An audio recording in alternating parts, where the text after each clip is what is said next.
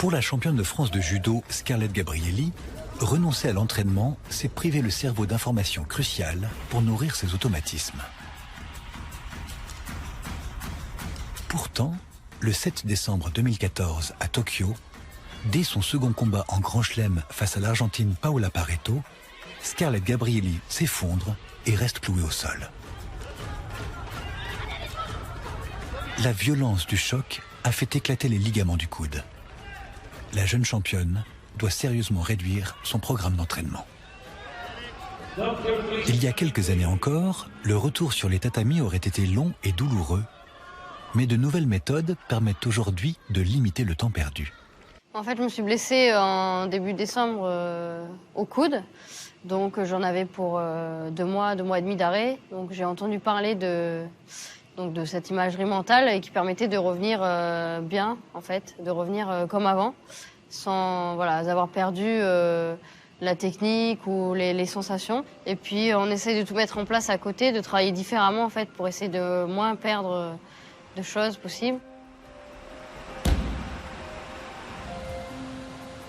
Très bien, tu me le refais une fois, s'il te plaît?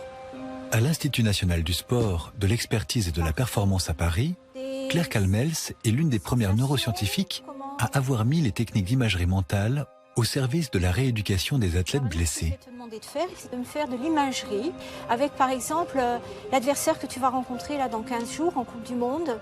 Quand tu es prête, c'est moi qui donne le top. Top.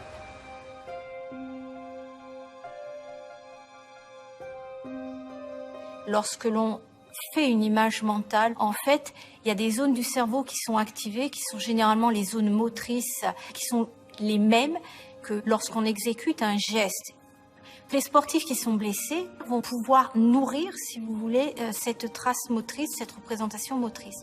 Donc en fait, on peut dire qu'ils s'entraînent, entre guillemets, pour partie, pour de vrai, à réaliser ce geste. Le travail de Claire Calmels s'appuie sur l'une des découvertes majeures des neurosciences contemporaines. Visualiser un mouvement ou le faire pour de vrai produirait quasiment les mêmes effets sur le cerveau. Autrement dit, on pourrait nourrir son cerveau simplement en regardant les autres travailler.